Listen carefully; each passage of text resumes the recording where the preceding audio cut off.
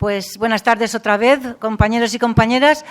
Como el tiempo corre un poquito en contra nuestra, me voy a limitar sencillamente a presentar a los compañeros juntos. Todos son militantes de memoria, todos son gente antifranquista, con lo cual no tengo que aportar los títulos académicos ni nada porque no tenemos tiempo y prefiero, además, que lo utilicen ellos. Tienen 10 minutos cada uno, ya lo sabéis. Yo os avisaré igual que esta mañana cuando llevéis 8 minutos y empezamos sin más dilación. Entonces,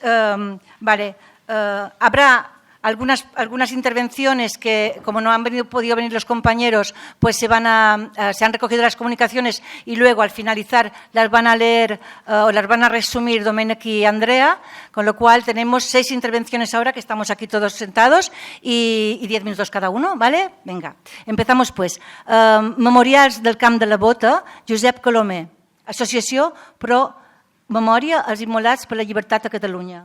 Cuando quieras. Buen día a tothom. En primer lugar, una salutación muy especial a todos los compañeros que han venido desde distintos puntos del Estado y es un placer teneros aquí y estamos muy contentos. El Camp de la Bota es el lugar donde se ejecutaron donde se hicieron la mayor parte de las ejecuciones en Barcelona en el periodo 1939-1952. Como ya sabéis, desgraciadamente continuaron las ejecuciones. En 1976, en el que se conoce actualmente como el Fossar de la Pedrera, era una fosa común de Montjuïc, la asociación hizo su primer acto reivindicativo. Este acto reivindicativo pretendía tener un espacio digno para homenajear, recordar a esas personas que habían sido ejecutadas en Barcelona en ese periodo. Este es el índice, pasamos rápido. Un pequeño apunte sobre dónde pasa toda esta situación. El Camp de la Bota es el delta que forma el río Besós. El río Besós, como todos los ríos de nuestro Mediterráneo, un río que provoca desbordamientos importantes y que en la Guerra de la Independencia el ejército francés un montículo de esta playa, francés un but, que seguramente es el origen del nombre de La Bota, Campo de la Bota. Una de las construcciones importantes y emblemáticas de este espacio es el Castell de las Cuatro Torres. Esta fue obra de un militar que envió el gobierno español para solucionar los problemas sociales, que fue de manera muy sangrienta que llevó a cabo este militar, y en 1858 él era ingeniero militar y hizo construir este castillo. Este está en la parte actualmente de que es Barcelona. En ese momento era el municipio de Sant Martí de Provençals. Este castillo entra a formar parte de las construcciones militares para dominar la ciudad, como la fortaleza de la Ciudadela, símbolo de la ocupación y la represión sobre la ciudad desde Felipe V. Entre otros, estuvo preso Josep Anselm Clavé, el de los coros Clavé, que tuvo una importancia capital para todo el movimiento asociativo y el socialismo utópico en Cataluña, y formaba parte de este tejido represivo, como el Castillo de Montjuïc, que entre otros represores pues, hubo Antonio Van Halen, capitán general de Cataluña, con el que medió Ferdinand Lesseps para que dejara de bombardear Barcelona, otros represores como Espartero y las víctimas como los del procés de Montjuïc, Ferrer i Guàrdia, los huelguistas de la Canadenca, el presidente Companys, etc. Otro punto importante es que el Plan Cerdà, gran urbanista de Barcelona, quería convertir lo que es el Campo de la Bota y la actual La Mina en un espacio natural, porque era una zona de humedales, de bosques de alisos y sauces, y quería hacer el Parque del Besós. La Iglesia y los nobles en ese momento lo impidieron. Este es el Castillo de las Cuatro Torres. Aquí el pasado republicano de Sant Adrià de Besós. En ese momento, entre el año 36 y 39, se llamaba el Pla de Besós, como muchos municipios de Cataluña cambiaron de nombre. Y tenemos aquí una fábrica emblemática de Sant Adrià, la Polidor, que fue la sede del colectivo de campesinos de Pla de Besòs, que era fruto de las colectivizaciones de la época. Y un último apunte de Sant Adrià de Besòs que nos podría llevar a una reflexión sobre el término de víctimas del franquismo. Entre muchos problemas de contaminación que tiene Sant Adrià existe el de la contaminación del suelo. La contaminación del suelo en Sant Adrià está provocada por las empresas químicas, una de las que más contaminó y con más consecuencias que siguen hoy siguen esas consecuencias, fue una de las fábricas que hacía el famoso agente naranja con el que bombardeaban los Estados Unidos la selva de Vietnam. En estos momentos, para levantar edificios en Sant Adrià hay que descontaminar el suelo. Por lo tanto, esto nos podría llevar a la reflexión de qué son las víctimas de franquismo y cuándo acaban. Resumiendo lo que es la represión en el campo de la Bota, de las 1.717 personas que nos constan que fueron ejecutadas en ese periodo, 1.686 fueron fusiladas en el campo de la Bota. 11 de ellas eran mujeres. Todo esto, hoy precisamente, el historiador Ricardo Conesa ha hecho un muy buen resumen de estos memoriales que hay en el campo de la Bota. La primera obra que se hizo fue Fraternitat. No voy a entrar ya en las tensiones que provocó el relato, porque lo ha explicado mucho mejor de lo que yo lo explicaría Ricardo Conesa, pero sin mostrar que es un espacio, el primer monumento que se hizo, Fraternidad, ha perdido mucho su carácter monumental, su carácter solemne, y vamos a ver, está muy abigarrado de otros elementos para hacer sombra, para sentarse y otros elementos. Nos vamos un poco para atrás y recojo un muy interesante artículo de Ricard Conesa en el que recogía las palabras del presidente de l'Amical d'Antics Guerrillers, Domènec Serra i Estruch, que precisamente antes de los Juegos Olímpicos advertía del riesgo de que la memoria fuera borrada porque por allí, en el campo de la Bota, donde fueron fusiladas todas estas personas, iban a pasar infraestructuras. Ya ha hablado Ricard Conesa de todo lo que pasó con el relato, pero me gustaría recordar también, y a partir también de su artículo, que no fue hasta el año 2010, 18 años después de que se puso el monumento y la primera inscripción, en que finalmente se logró que hubiera una inscripción que hiciera referencia a los republicanos fusilados por el franquismo. Y además se incorporó un poema de Màrius Torras en el que el último verso decía: yo vull la pau, yo quiero la paz y no quiero el olvido. Aquí vemos diferentes situaciones de este monumento y, como ven, está tan desubicado pues que ya se utiliza como una farola más, como un elemento vertical más para poner anuncios, está lleno de cinta adhesiva, etc. Nosotros aquí, para resumir, creemos que tiene que haber una revisión de la situación de la monumentalidad de esta escultura. La señalización institucional, el trabajo del Memorial Democràtic es enorme, es ingente, pero en algunos espacios, como se revela aquí, quedó insuficiente en su momento, porque era un espacio que estaba muy dejado. Aquí en esta reja vemos un pañal, etcétera, etcétera, están muy dejado. Aquí un atril del Ayuntamiento de Sant Adrià de Besòs recordando a las 11 mujeres ejecutadas.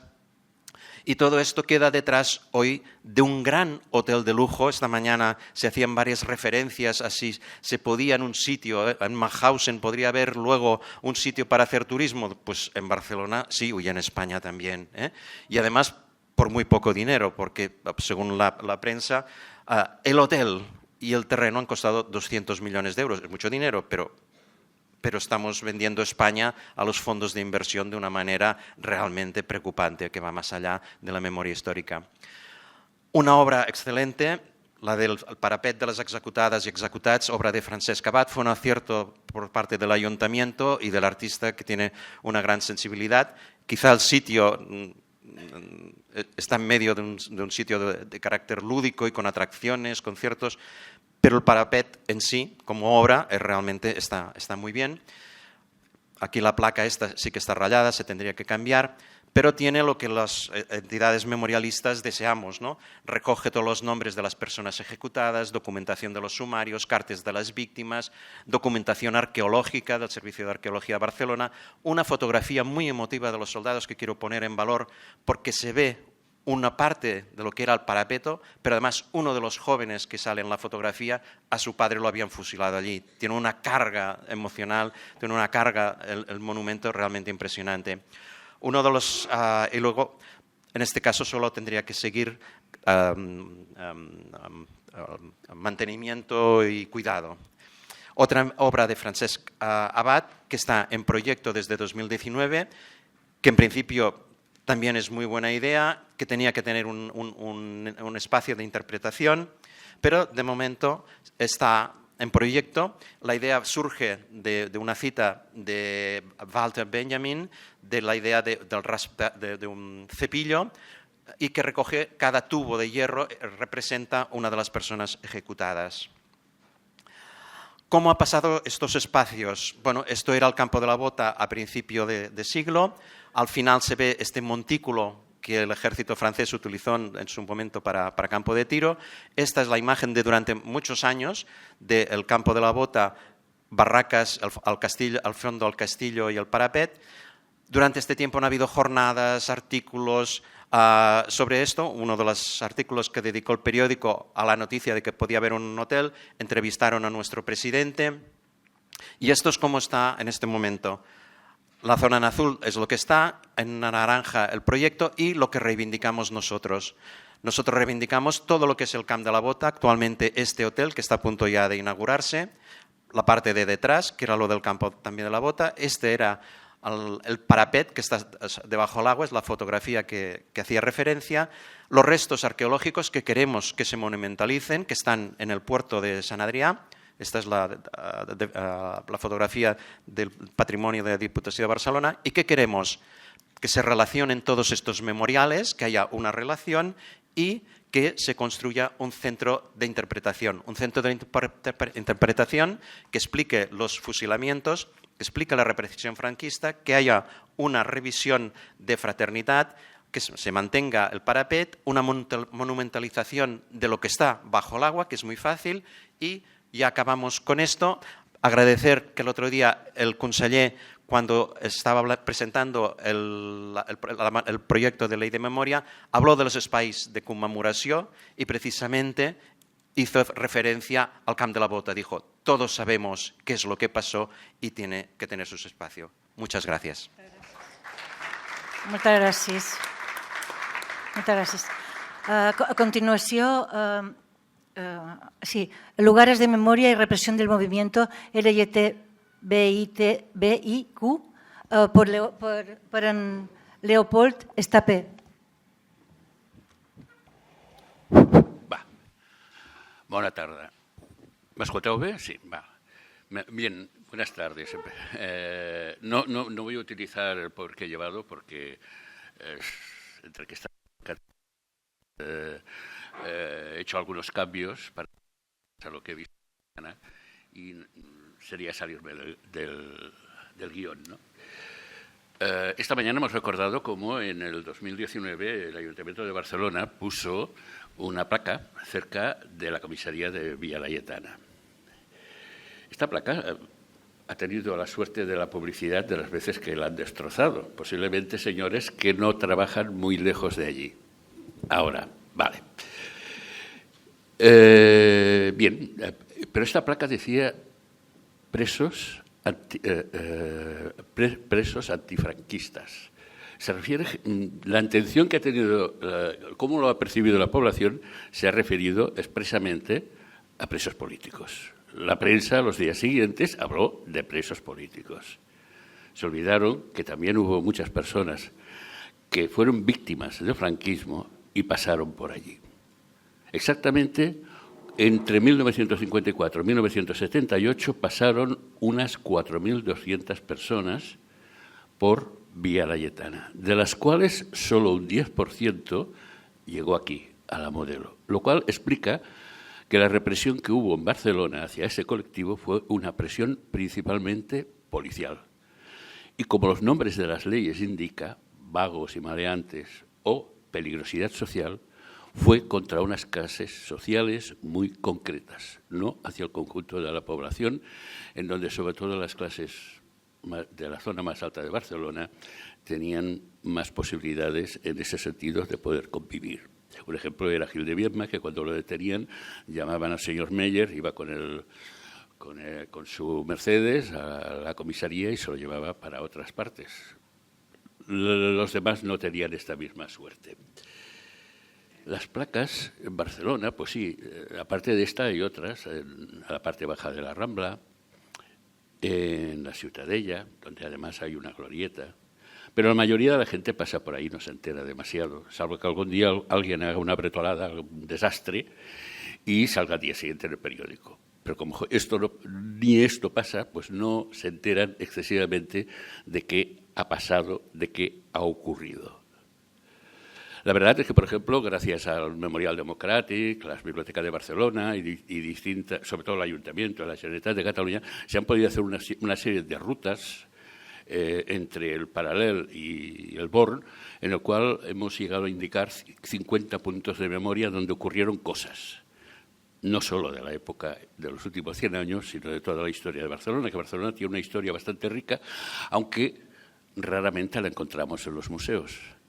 Los museos ahora están empezando a trabajar este tema y lo están haciendo bastante bien, pero ves a saber cuándo llegará a salir a la opinión pública. Esta realidad que no se ve, lleva un peligro, y es que aquello que no se ve, aquello que no se sabe, no ha existido. Y los grupos negacionistas cada día son más fuertes. También otro peligro es que se inventa la historia. A falta de referentes, se inventa la historia. Y nos estamos encontrando ya que, según quien lo explica de forma distinta. Y un mismo hecho, como una famosa manifestación de 1977, ya tiene 5 o 6 versiones completamente distintas. Y eso que aún muchas de las personas que estuvieron allí están vivas. Ese es el gran peligro de cuando una cosa no se conoce. Y ese es el gran peligro de lo que estamos viendo. Como he dicho, por Villa Laietana pasaron unas 4.200 personas víctimas de las distintas leyes, pero me he referido a 2, la de vagos y maleantes y la de peligrosidad social. ¿Antes qué pasó? Bueno, antes de 1974 no había leyes en España que persiguieran las relaciones homosexuales, pero la policía aplicaba escándalo público y otras cosas, y muchas otras personas pasaron, incluso durante esta época. Y de estos es muy difícil tener datos. Aquí en Cataluña tenemos datos porque la consellera Tura, en su momento, nos permitió abrir los archivos y se pudo, a través de un trabajo que han realizado yo, ¿no?, algunas personas, podemos tener datos muy concretos de la gente que se pasó por estas circunstancias. En otras comunidades sabemos por la gente que lo ha denunciado o tal, pero cuesta bastante más saber por cuál las cifras de personas represaliadas en España se desconoce. Las 2 leyes, la de 1954 fue una reforma de la ley de la República, la de vagos y maleantes, a la cual se introducía la palabra homosexual, pero se reprimía solamente el hecho de tener relaciones homosexuales. Pero Carrero Blanco y el Opus empezaron a ver mayo del 68 y que los jóvenes iban con melena y las mujeres con pantalones, y dijeron, ¿eso acabará con la raza española? ¿Y qué hicieron? Pues la ley de peligrosidad social, una ley que uno de sus redactores era de aquí Barcelona, el señor Sabater Tomás, juez de vagos, este señor ideó una ley preventiva, es decir, se detenía a las personas por serlo. Incluso el Vaticano protestó, Pablo VI, y eso lo quitaron, pero lo dejaron a merced del juez, es decir, el juez decidía. Pero además no daba posibilidades de habeas corpus. Una persona podía ser detenida y enviada solamente por el juez y el comisario de policía a un centro. Lo peor que podía pasar, la Modelo, pero también podían ir a Huelva o podían ir a Badajoz. Esa era la realidad, sin derecho a defensa. Le podía caer 1 año, 2, 3 y el destierro. Sin ningún derecho a defensa ni nada. ¿Cómo se producía esto en Barcelona? En Barcelona se producía de la siguiente manera. En un local, en Barcelona había locales abiertos desde finales de los años 50 porque estaba la Sexta Flota. Y los americanos tenían derechos que no teníamos los españoles.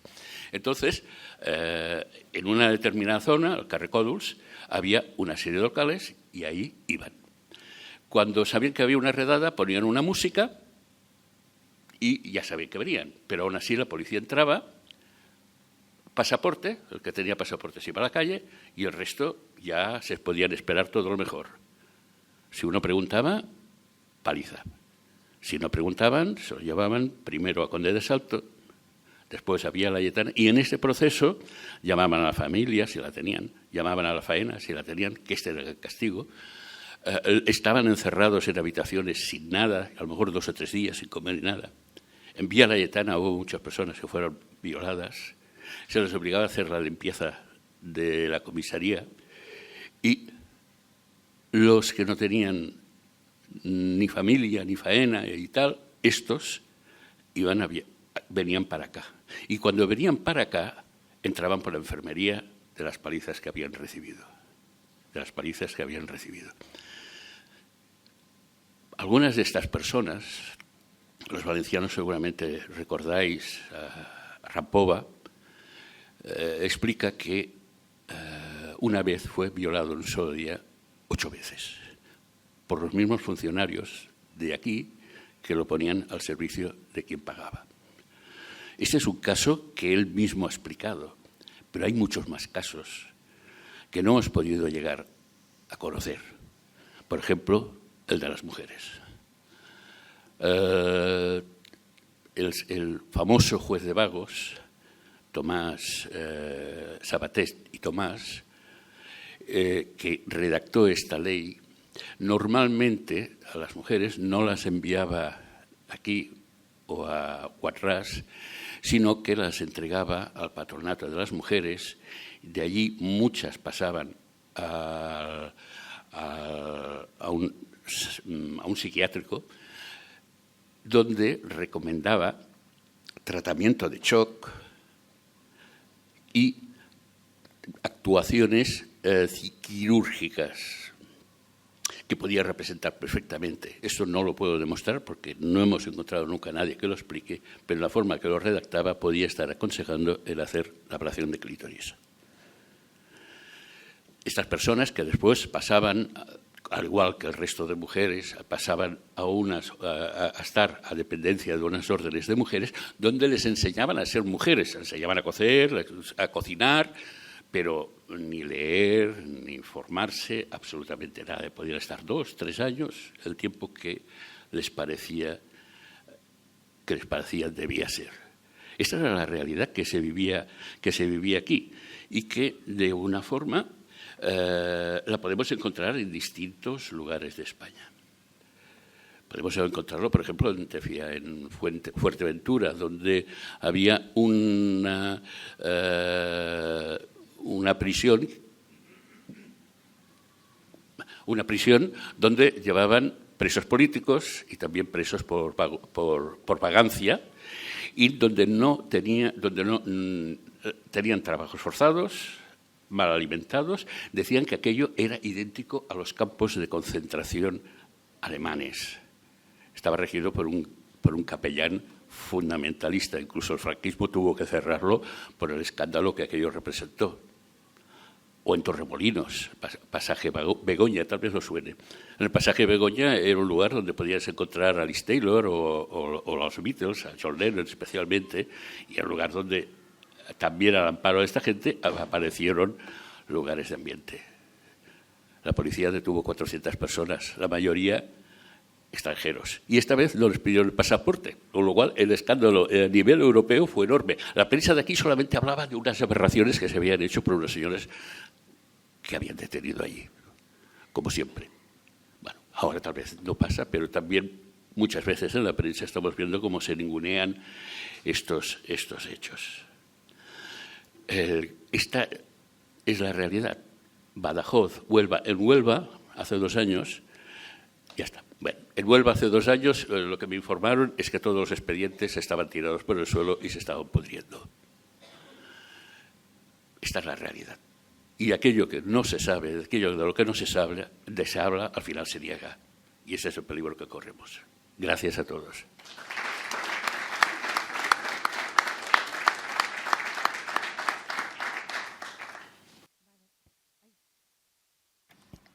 Vale. A continuación, Escuela de Artes y Oficios de Logroño, por Carlos Muñoz. Bueno, buenas tardes, compañeros, compañeras. Vengo desde Logroño a presentar una idea que no es mía, que surgió en Logroño en un encuentro hace un par de meses, el 4, el 5, el 6 de octubre. Aquí hay personas que estuvieron en Logroño ese día y como conclusión de aquellas jornadas eran los 13 encuentros transfronterizos. Tenían un título, Dignidad y Memorias.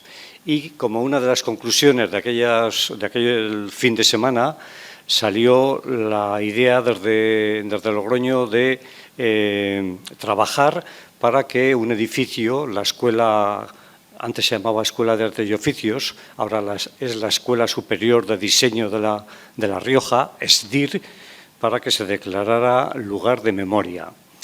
Hay esta es la fotografía de los encuentros y estamos justo en la puerta del edificio que fue uno de los lugares donde se celebraron los debates. En La Rioja tenemos, ha salido ya esta mañana, un lugar de memoria.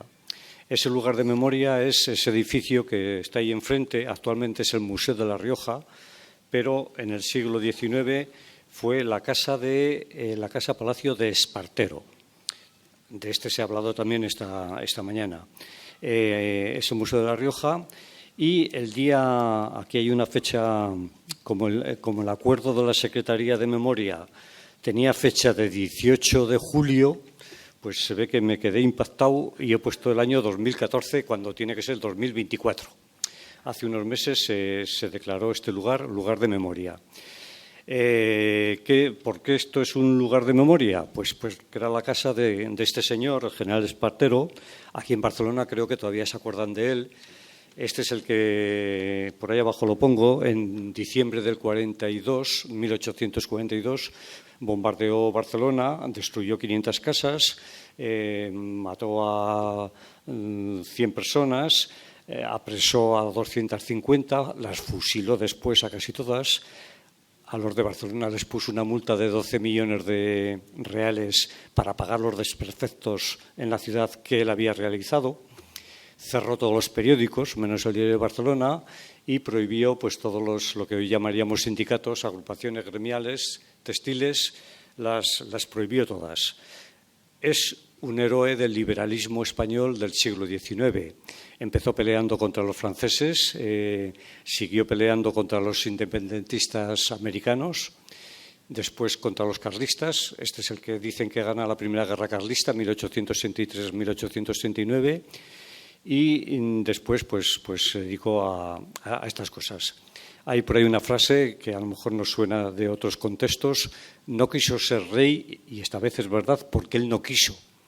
Pero desde Reus viajó Prim a Logroño a ofrecerle el trono de España, Baldomero I, rey de España. Bueno, pues una de sus habilidades fue casarse con la más rica del lugar, que era la dueña de esa casa, que hoy es un lugar de memoria. Nosotros queremos que el lugar de memoria sea la Escuela de Artes y Oficios. Vienen por ahí las fechas, se inauguró en el año 1915, aunque estuvieron 10 años construyéndolo, y justamente este próximo año este edificio va a celebrar su centenario. También el próximo año vamos a celebrar que hace 50 años muriera el dictador. Entonces se están juntando los astros como para trabajar en que este edificio sea lugar de memoria. Lo inauguró el rey con un gran banquete, os puedo pasar el menú si os interesa. Y cuando la Segunda República vino también Alcalá Zamora. Bueno, el edificio está en el corazón de la ciudad. Logroño en el 36 es una ciudad de 30.000 habitantes. Es una cosa así. Y entonces ahí en el centro hay un gran edificio, el cuartel de artillería, el kilómetro cero del golpe militar. Al lado está la industrial. Pero es que en 5 minutos andando, pues llegas a la Plaza de Toros, que fue un campo de concentración. Enfrente estaba el gobierno civil.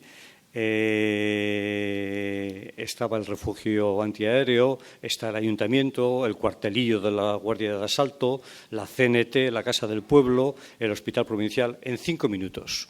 Lo que yo he tardado en venir de la estación de Sants. Aquí, en ese círculo, está todos los escenarios de la represión en La Rioja. Estos 3 angelitos son los responsables de aquello. En La Rioja no hubo guerra, en Logroño no hubo guerra.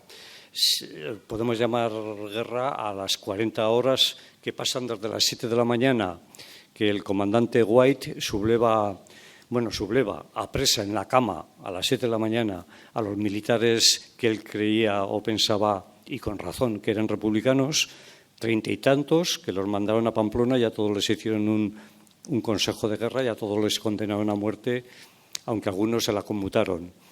En el centro Mola, el papá de Mola fue el jefe de la Guardia Civil en Logroño.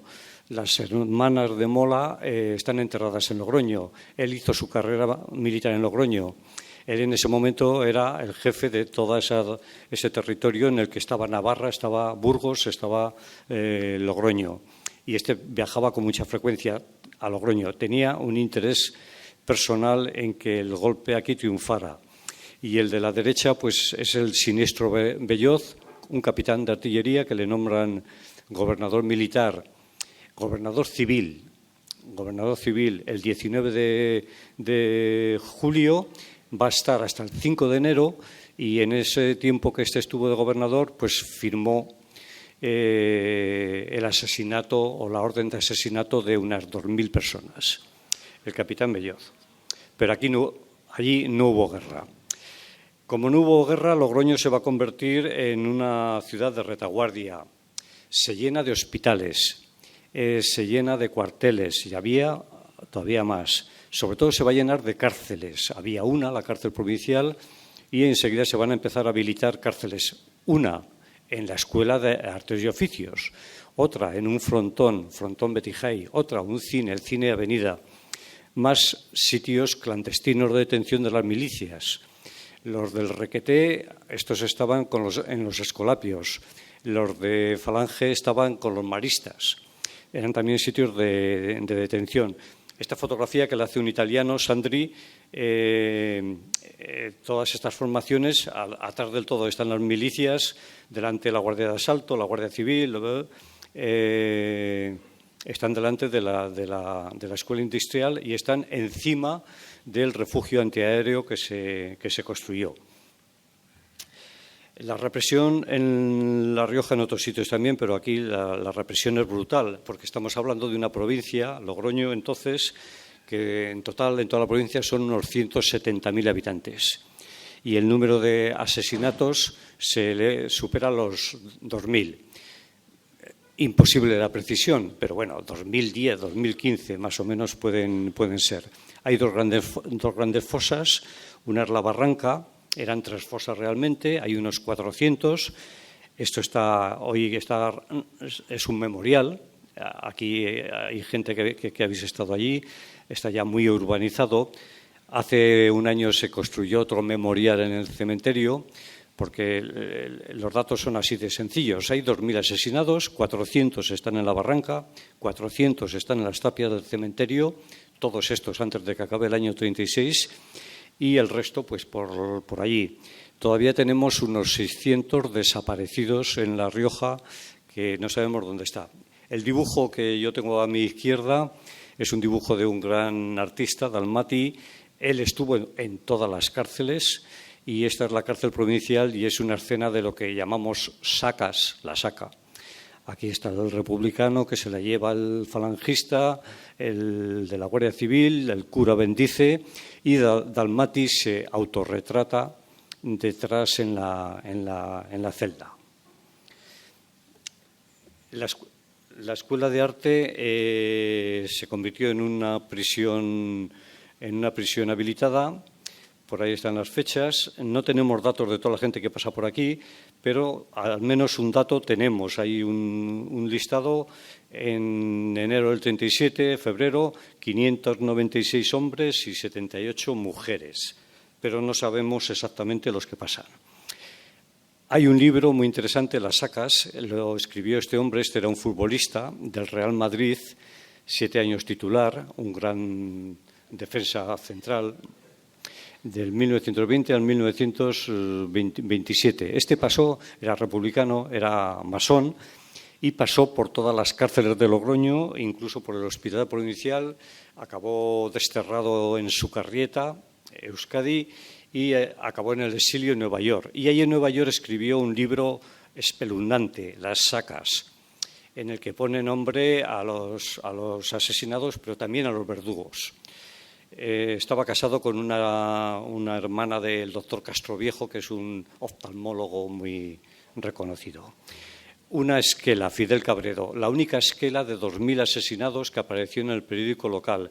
Se suicidó estando en la Industrial, se tiró del segundo piso y se suicidó. Una baraja que está ahora mismo en mi casa. Un hombre le meten con su sobrino de 14 años a la Industrial. Y este hombre, un campesino, para divertir al sobrino, fabricó, estaba en una escuela de arte, debió encontrar papel y pinturas y fabricó una baraja.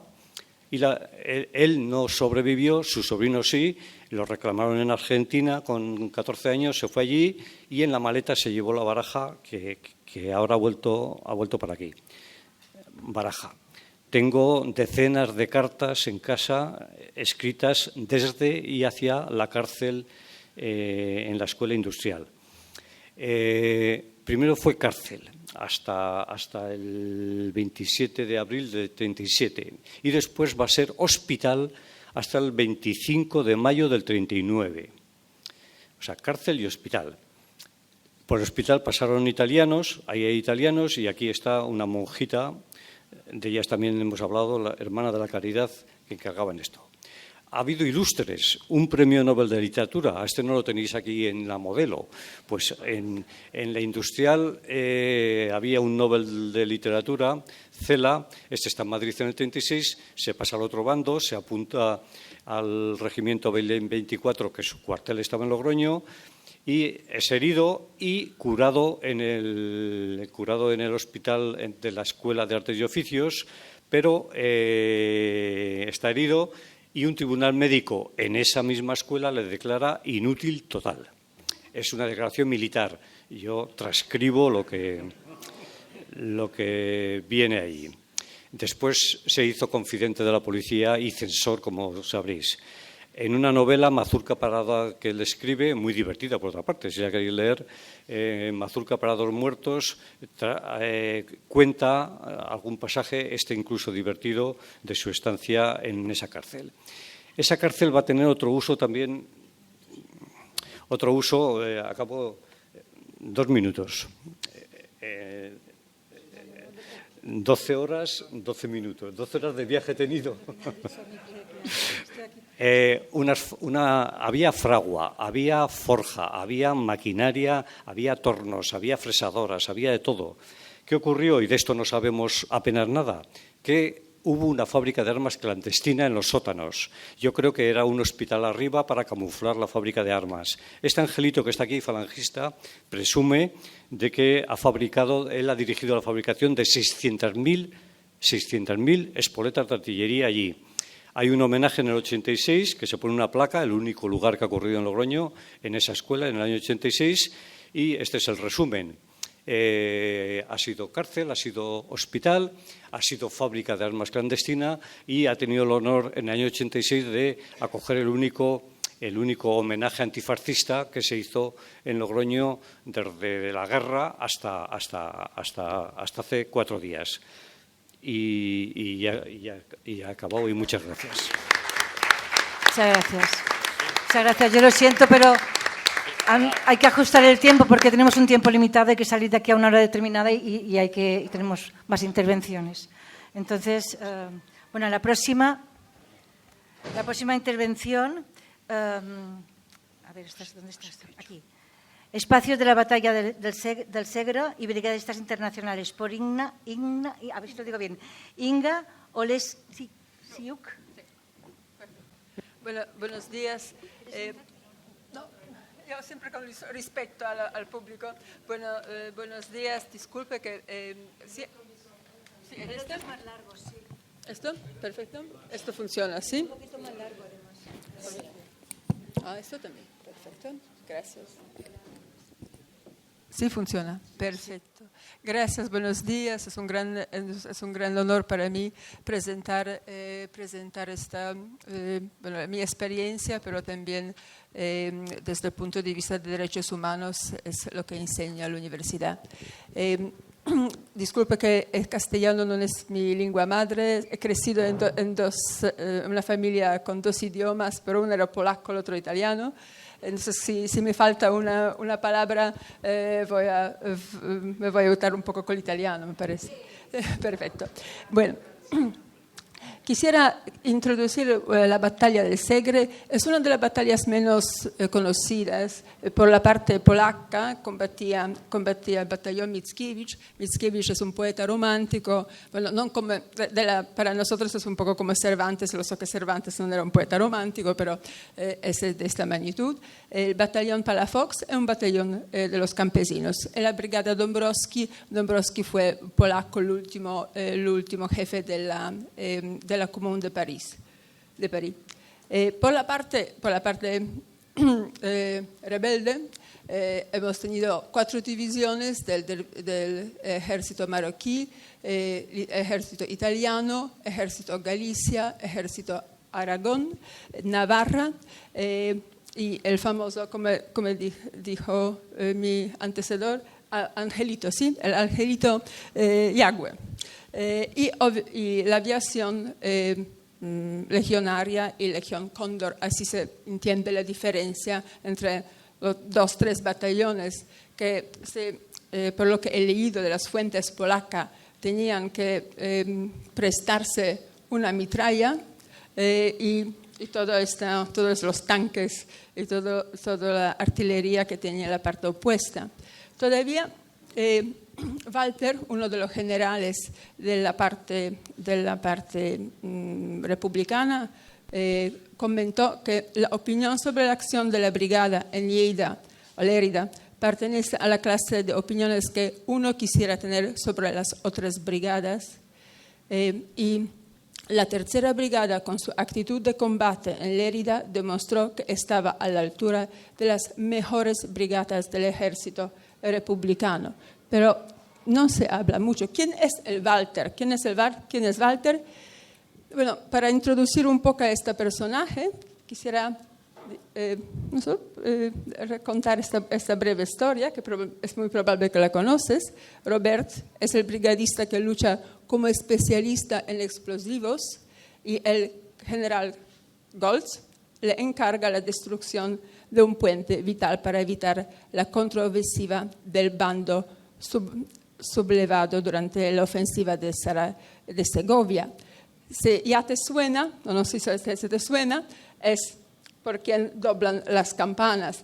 General Walter es el personaje descrito como el general Goltz por Hemingway.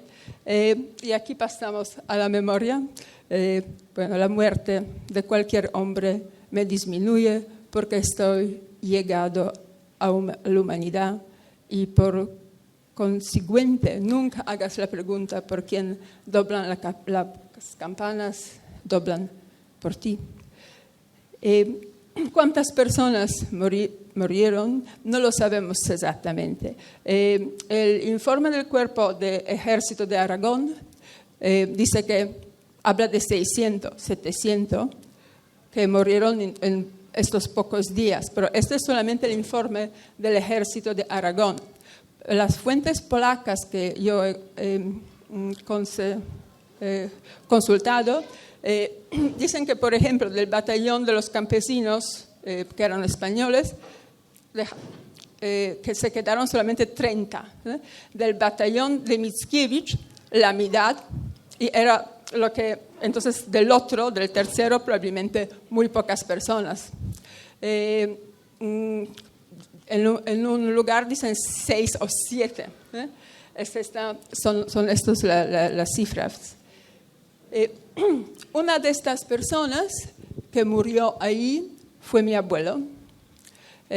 Mi abuela, bueno, quiero ser clara, para nosotros nunca nos hemos quejado, todo lo opuesto, que él murió aquí. Bueno, fue siempre un honor y, bueno, si uno es un soldado, es parte de su vida morir, sobre todo por los valores. Pero una cosa que se quedó siempre un poco en el corazón, que nunca hemos sabido qué pasó a él. Mi abuela lo estaba esperando toda la vida. Quizá puede sobrevivir. Bueno, era un hombre de 2 metros, ¿no? Era un vikingo. Tenía 1,97 m en estos tiempos y decían que tenía una cara demasiado linda para morir. Esto no lo sé, pero siempre, bueno, mi abuela lo estaba esperando y mi padre nació 3 meses después de su desaparición, desaparición, ¿sí? En París. Y siempre tenía esta figura del padre que quizá un día puede volver.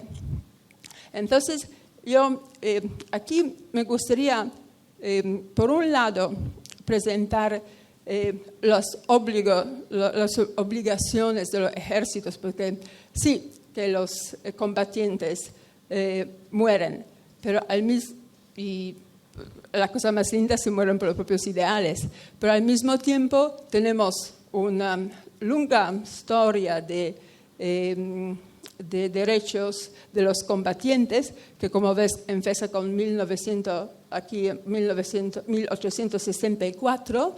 En el 1936 era en función, ¿sí? La ley del 1929. Yo no lo voy a leer, yo te voy a contar la realidad. Es el Convenio de Ginebra para el mejoramiento de la condición de los heridos y los enfermos de los ejércitos en el campo de batalla. Aquí se habla mucho de leyes. Esta también es la ley, era la ley española, porque todos los convenios son también leyes, si son firmados por los países, son leyes de este país. Bueno, ahora en España hay el convenio del 1949. Bueno, aquí a mi derecha hay los artículos. Yo quiero contar la historia. Bueno, como mi padre siempre pensaba que un día vamos a descubrir dónde está la tumba de su padre, que nunca ha visto, me dijo, antes de morir, me dijo que Maya, un día vamos a abrir nuestra tumba. Ahí mi abuela tiene la tumba en el cementerio militar de Varsovia. Por favor, si se puede también poner las semillas, ¿sí? Las semillas de la tumba de aquí. Pero todavía no sabemos, de estas 600 o 1,000 personas que murieron, no se sabe nada, no se sabe dónde están. Por lo que en los últimos años hemos indicado un lugar donde quizá hay 2 o 3 personas. Pero estas 1,000 personas que estaban ahí no desaparecieron, ¿no? Bueno, pero yo que quisiera cumplir con mi deber personal, he llegado, cuando ya sabía que mi padre se está yendo, he venido aquí y gracias a Joan Segura lo llamé. Lamentablemente, el día que he venido aquí, mi padre murió y fuimos al campo de la batalla. Al campo de la batalla compré una cajita para poner la tierra del campo de la batalla. Y cuando estaba volviendo de Barcelona, cuando puse la cajita ahí en mi maleta, suerte por lo que escuché hoy, pasé por el aeropuerto de Barcelona, porque parece que en Madrid podría ser un poco diferente. Bueno, me han preguntado, what do you have there? He dicho, bueno, ¿tienes una caja? Sí, tengo una caja. ¿Y qué tienes en la caja? Porque a la seguridad me lo preguntaron, ¿no? Y le dije, bueno, tengo la tierra de la caída del Frente de Aragón. Y me miran. Bueno, llegaron otros dos a mirar qué es lo que tengo ahí exactamente, pero le dije que mi padre murió hace 2 días y estoy cumpliendo con su voluntad.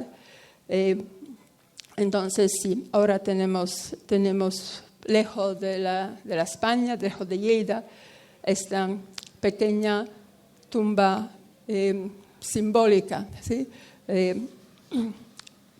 He dado a mi padre la cajita y sí, y esto es lo que tenemos, pero no está en la tierra de España, ¿sí? Está lejos de aquí. Entonces espero que un día, no solo por mi abuelo, pero por toda esta gente que vino aquí para combatir por la libertad, y cuando estoy leyendo la carta, es gente de grandes ideales, y por el respeto de ellos, ¿no? Me parece tan justo poner una placa simbólica aquí también. Gracias.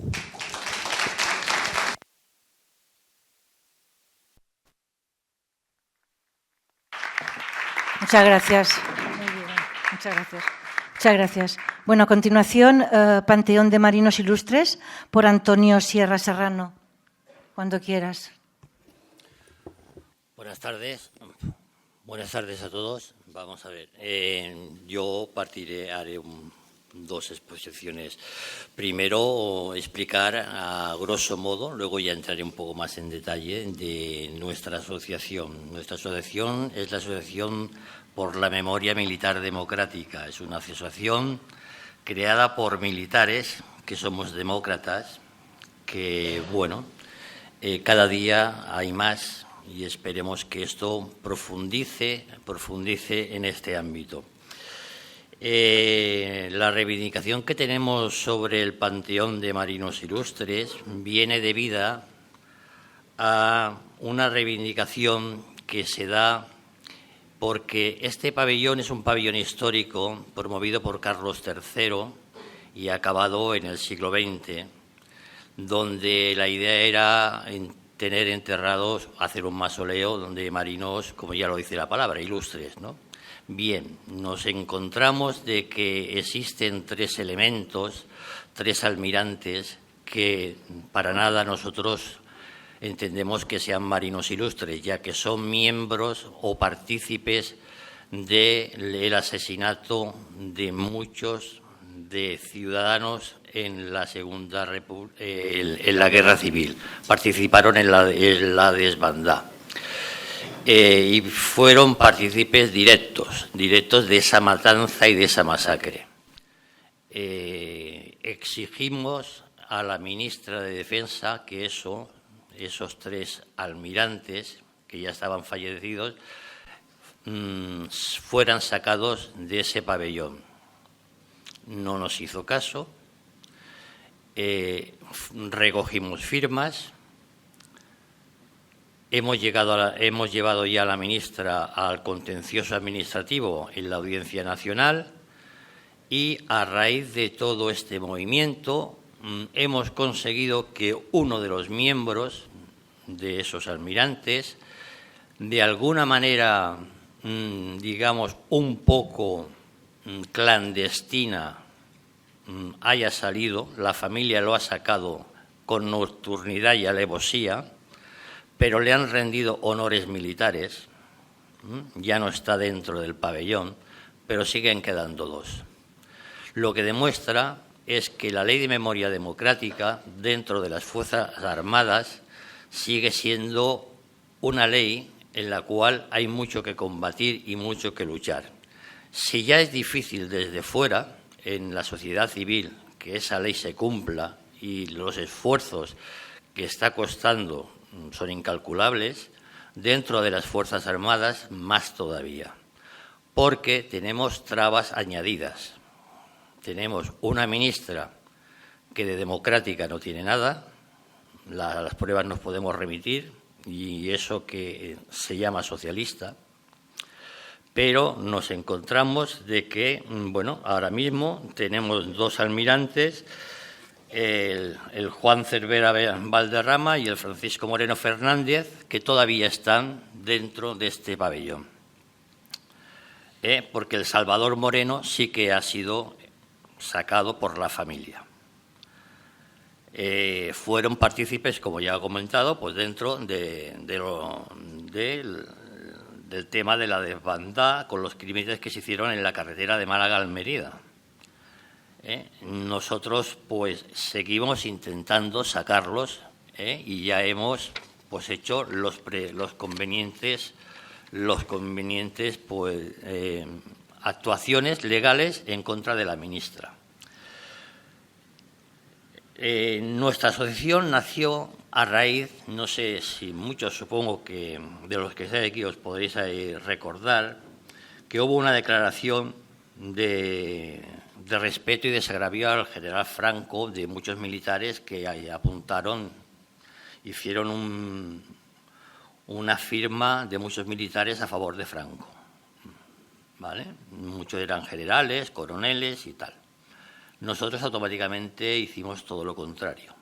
Hicimos un manifiesto de militares antifascistas y antifranquistas, lo cual tuvo consecuencias. Para ellos no, para nosotros sí.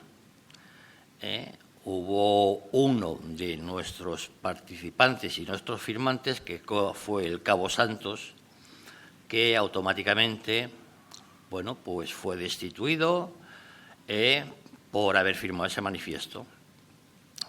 Al cabo de muchos años, de unos cuantos, de recursos y tal, ha sido readmitido. Lo que pasa que ya ha sido remitido de una manera que ya no está en el ejército, está en la reserva, ¿vale? Y entonces esta asociación, a raíz de ese manifiesto, creímos algunos convenientes que era necesario crear esta asociación para reivindicar todo lo que era la memoria militar democrática, ya que entendemos y entendíamos que los militares de la República, que fueron los primeros en caer cuando se produjo el golpe de Estado, físicamente además, no estaban ni reconocidos ni se han reconocido nunca, ¿vale? Ahora empiezan a salir algunos cuerpos en algunas fosas de esos primeros militares, ¿vale? Y aún así, ni el Ministerio ni el Estado son capaces de rendirle honores.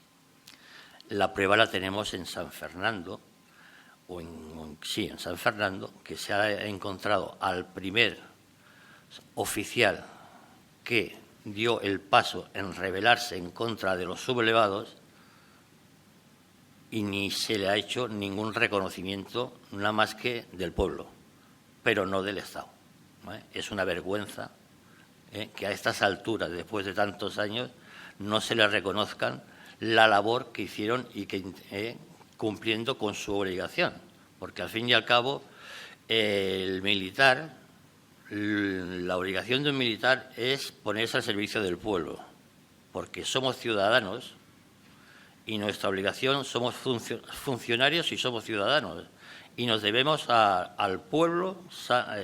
El pueblo es el que nos tiene que mandar. Y si la Constitución dice que nosotros estamos para defender la Constitución, eso es nuestra obligación y no podemos permitir que un señor dé un golpe de Estado como hizo Franco, que es lo peor, la mayor rebeldía y la mayor cobardía que se pudo dar, ¿vale? Entonces, nuestra asociación, que creamos en el 2019, lo que queremos es que denunciar la legalidad y y criminal, la suplantación de la orden constitucional de la Segunda República y la responsabilidad de los guardias civiles que hicieron de ese paso hacia adelante en contra de la República. Al igual que honrar a todos aquellos que defendieron con su propia sangre, en gran mayoría, defendieron la República, cosa que hasta ahora no se ha producido. Porque además también nos encontramos que hubo mucha gente que con posterioridad, como fueron los maquis, como fueron las brigadas internacionales, como fue el pueblo llano que defendió la República, no se le ha considerado, ni se le ha defendido, ni se le han rendido honores para que eso pueda ir hacia adelante. Entonces, desde nuestra asociación estamos en esa función y en esa misión de mantener esos principios y esos valores y no dejarlos en el olvido, con el resto de las asociaciones.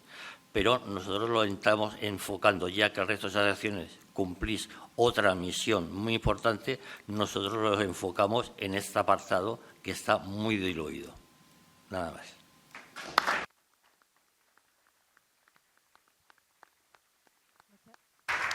Muchas gracias. ¿Me falta alguien aquí? ¿Pablo Morales? Ah, estás aquí. Vale.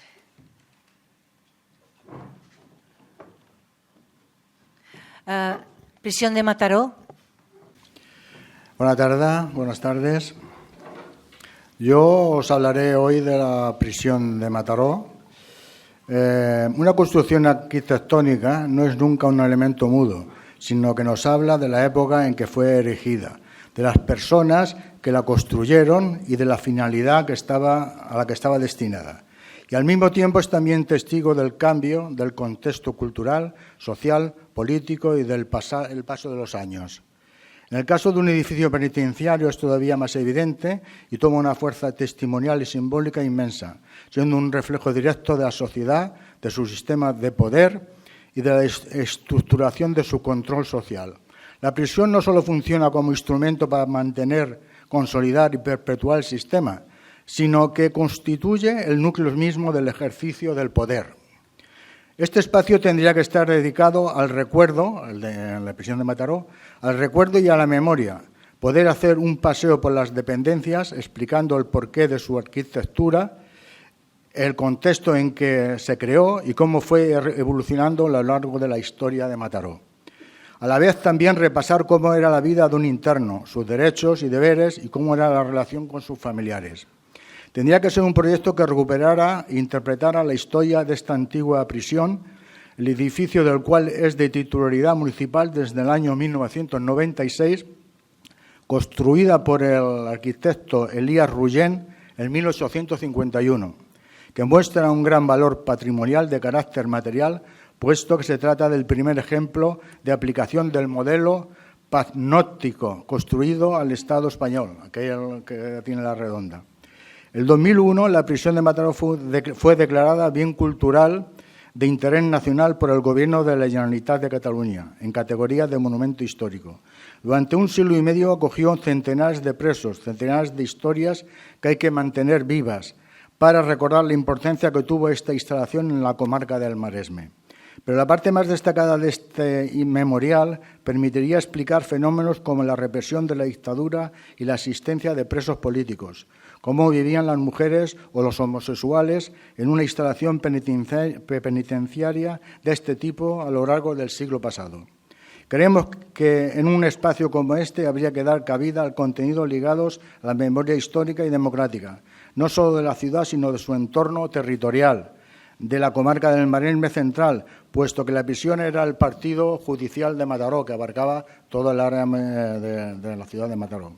El gran valor arquitectónico y patrimonial de este edificio es incuestionable, pero el testigo humano histórico de las personas, todas, que fueron recluidas dentro de sus muros, es fundamental para conocer una parte importante de la historia de nuestra ciudad. la que muestra los tiempos más convulsos, los que hacen que pueda cambiar el rumbo de la historia y la sociedad. Desde el Grupo de Recerca de la Memoria Histórica de Mataró pensamos que los actuales usos culturales de este espacio, la prisión está ocupada por Mataró Arte Contemporáneo, el MAC, forma parte de la red del Centro de Artes de Cataluña, del Museo de Arte Contemporáneo. No son contradictorios con otras actividades sociales y de memoria, especialmente ahora con la aprobación de la Ley de Memoria, cuyos artículos ya se han contado aquí de sobras. Por todo esto, nuestra propuesta sería utilizar una parte del espacio de la antigua prisión como centro de interpretación de la represión y los movimientos sociales, programar exposiciones, seminarios, cursos, conferencias y otras actividades que mantengan viva la memoria histórica de la prisión y de la ciudad, recuperar espacios del antiguo establecimiento penitenciario para que todo el mundo los pueda visitar y aprender la historia de la prisión y la vida que se hacía. Que se tenga en cuenta los grupos memorialistas de la ciudad que realizan un buen trabajo de investigación hecha por los historiadores y historiadoras locales, biografías de personas de Mataró que habían pasado por la prisión, audiovisuales de testimonios realizados por la Asociación Catalana de Personas Expresas Políticas del Franquismo y también con la colaboración de nuestro grupo de memoria, estas audiovisuales que se hicieron dentro de la prisión hace ya unos meses. También de Comisiones Obreras hemos hecho también audiovisuales sobre gente represaliada y gente que ha pasado por esta prisión. La investigación también de los deportados de concentración nazis y el mapa de los adoquines de memoria de Stolperstein.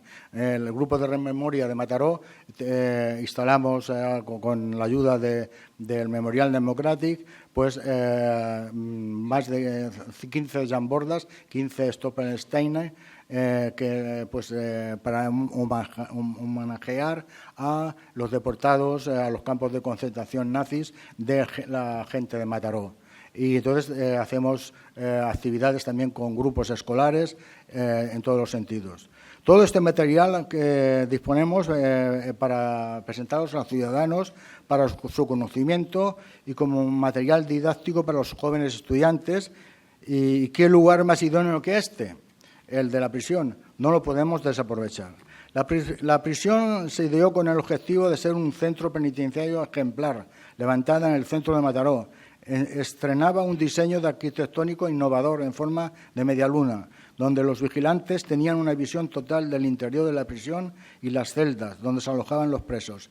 Esta estructura permitía una vigilancia y un sistema de control excepcional.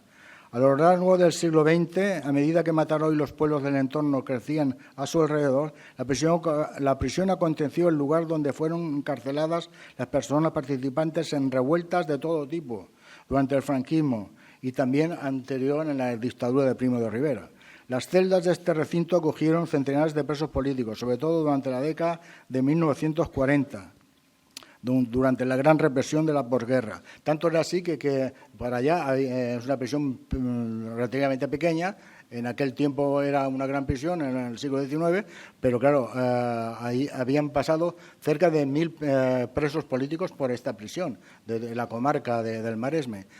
Tanto es así que se tuvo que albergar, y tuvieron que albergar los fascistas el convento de las Capuchinas de Mataró, que también albergaba unos 500 presos más, porque no cabían todos en la prisión de Mataró. Paulatinamente la prisión ya dejó de ser prisión, pero continuó siendo el centro celular en el cual la gente de la comarca éramos intervenidos allí. Yo estuve hasta 3 meses encarcelado en la prisión de Mataró, porque como que me condenaron me hicieron un proceso por lo militar, por terrorismo.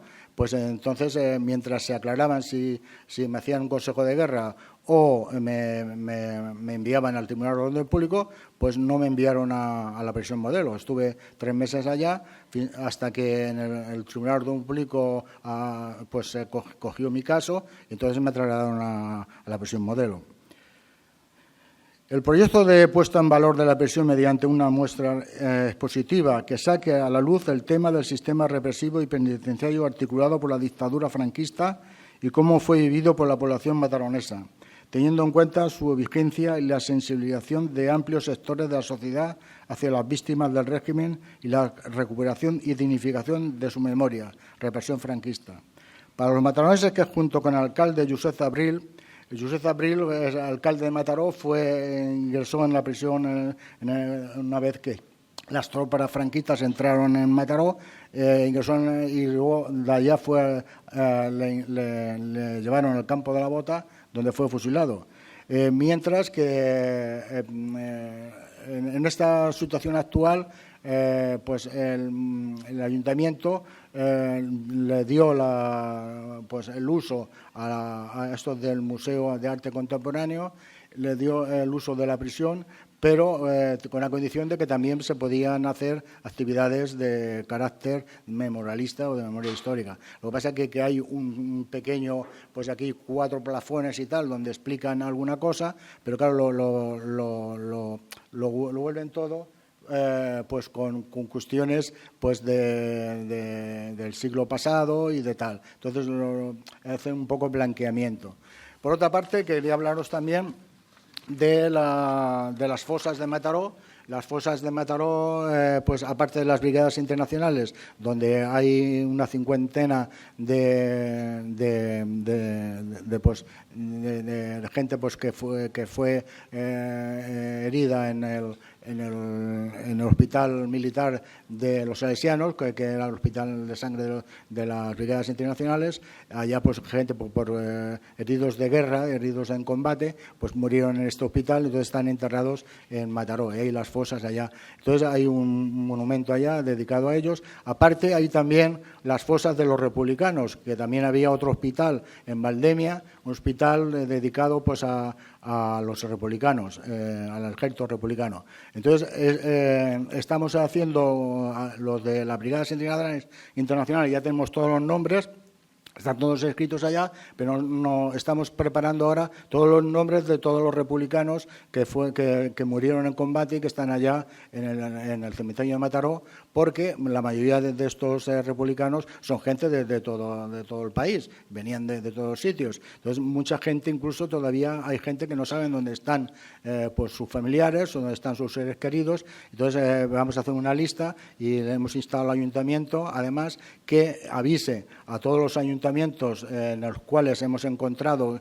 de la procedencia de cada individuo, para que el ayuntamiento avise a estas ciudades para que manifiesten que sus seres queridos están enterrados aquí en Mataró.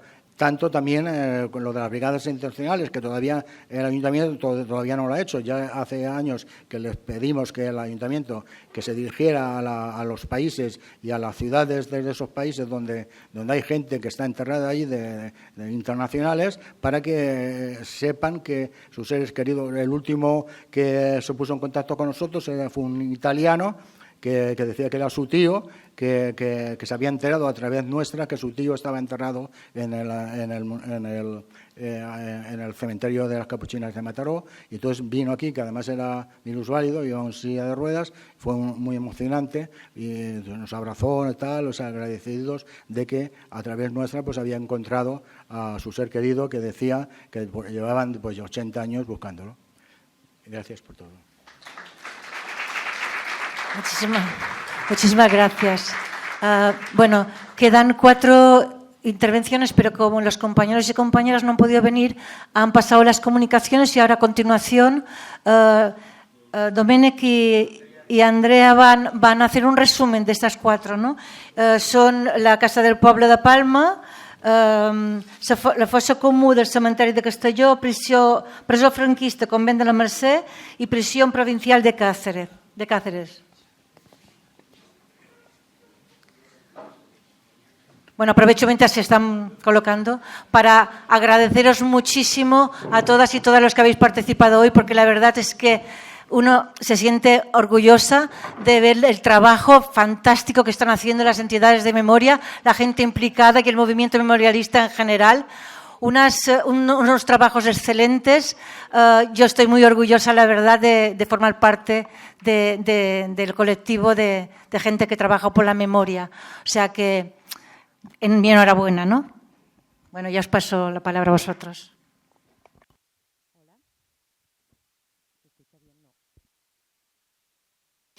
¿Ahora? Sí. Bueno, pues voy a proceder con la lectura del comunicado que mandan als amics de la Casa del Poble de Palma.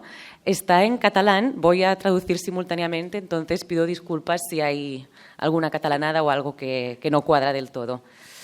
El origen de la Casa del Poble de Palma tiene su origen en l'Ateneu Obrer Mallorquí, que se fundó en 1890 en Palma y que aglutinaba la mayoría de las sociedades obreras de la ciudad, tanto las de influencia anarquista como socialista. Hasta 1918, la mayor parte de las sociedades obreras de Palma compartían un local que empezó a nombrarse Centre Obrer, donde las diferentes entidades tenían su sede.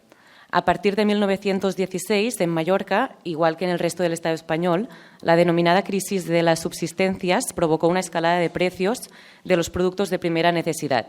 Las sociedades obreras iniciaron diversas campañas de protesta reivindicando un aumento salarial como solución al problema.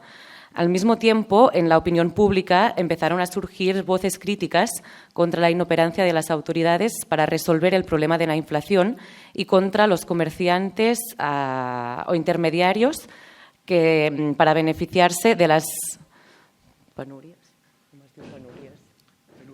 penurias por las cuales pasaba la clase trabajadora.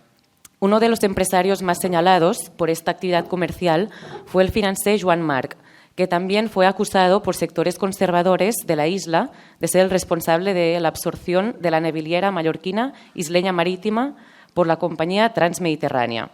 Posiblemente para mejorar su imagen pública y también para incomodar el Partido Conservador de Mallorca, Joan Marc impulsó la propuesta de sufragar la construcción de una casa del poble en la ciudad de Palma, siempre que el Ayuntamiento de Palma cediera un solar para su construcción.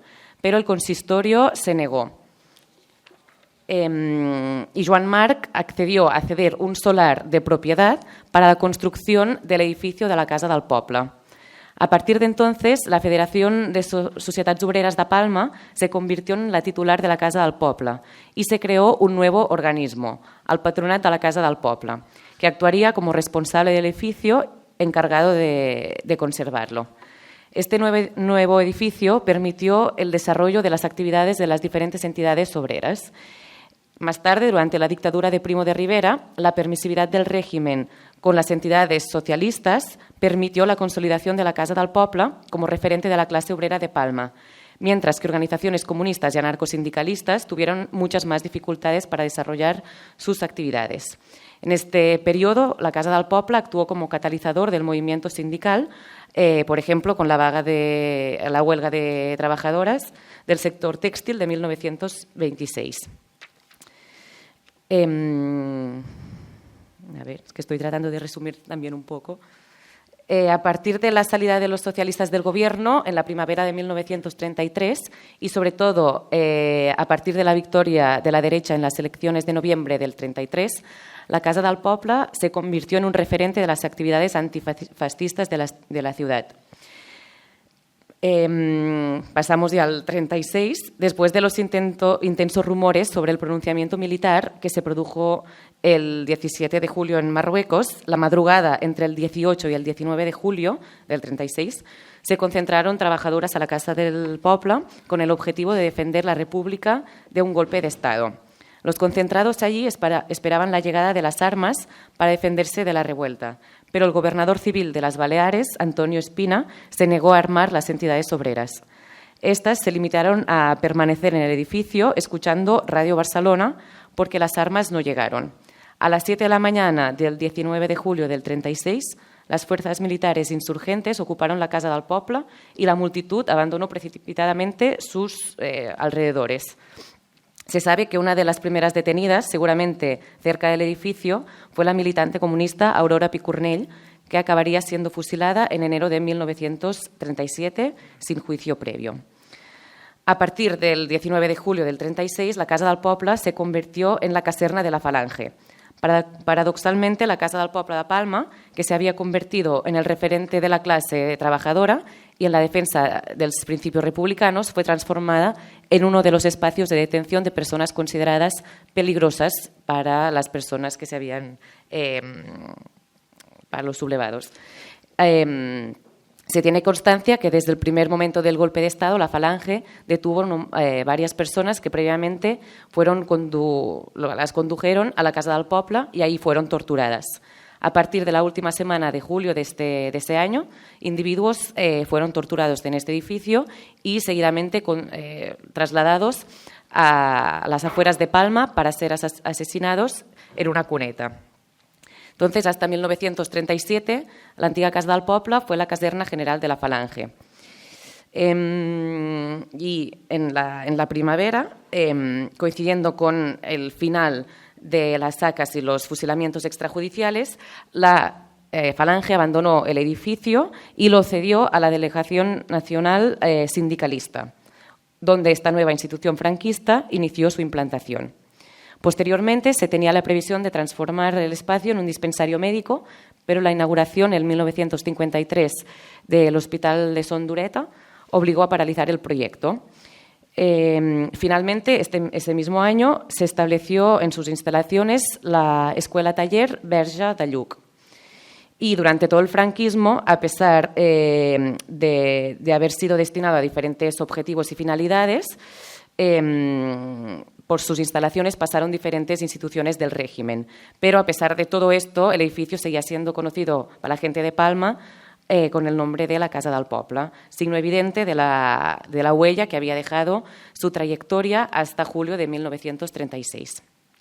Entonces, pasamos a la actualidad. El colectivo Amics de la Casa del Poble se entrevistó en 2022 con el alcalde socialista José Ila y en septiembre de 2023 con el alcalde del Partido Popular, Jaume Martínez. Y tan a uno como a otro se les expuso la situación y se denunció la gentrificación de la barriada. En junio de 2023, dos representantes del colectivo se entrevistaron en Madrid con el secretario de Estado de Memoria Democrática, Fernando Martínez, y la directora de programas, Elena Martínez, en la Moncloa para explicarles la situación en que se encontraba la iniciativa para preservar la memoria de la Casa del Poble. Durante esa estancia fueron acompañados por Rosa, que está por aquí, y es presidenta, como sabéis, del colectivo de la comuna. Y otras, por Rosa. Entonces, expusieron su objetivo de preservar la memoria del solar mediante la construcción de un equipamiento público ligado a los valores del movimiento obrero. También se denunció que el proyecto de obra de la propiedad actual profundizaba en el proceso de gentrificación que sufre el barrio. Y desde septiembre de este año, 2024, la propiedad está construyendo un edificio de viviendas que ya tenía proyectado. ¿Y por qué tiene que ser declarada como espacio de memoria la Casa del Poble de Palma? Porque la sublevación a la República provocó la finalización de las actividades de la Casa del Poble, edificio que fue confiscado y institución que fue ilegalizada, porque la Casa del Poble se convirtió en un referente de la clase trabajadora de Palma, ofreciendo apoyo en cuestiones laborales y sindicales y una oferta de ocio que difícilmente podría encontrarse en otras instituciones de la ciudad, porque se convirtió en el símbolo, a pesar del fracaso, de la resistencia del golpe de Estado del 36. Ahí se concentró la multitud obrera esperando unas armas que no llegaron nunca, y es significativo que se escogiera este edificio como espacio de concentración de esa clase obrera. Porque después de la recuperación de la democracia, la Casa del Poble se mantuvo como símbolo de la lucha sindical y la defensa de los trabajadores. Y porque su demolición evidenció el temor del franquismo que el edificio recuperara el valor y significado que tuvo hasta julio de 1936. El franquismo pretendió demoler y borrar la memoria de la Casa del Poble y por esta misma razón se impulsó el proyecto de declaración del solar de la Casa del Poble com a espai de memòria democràtica.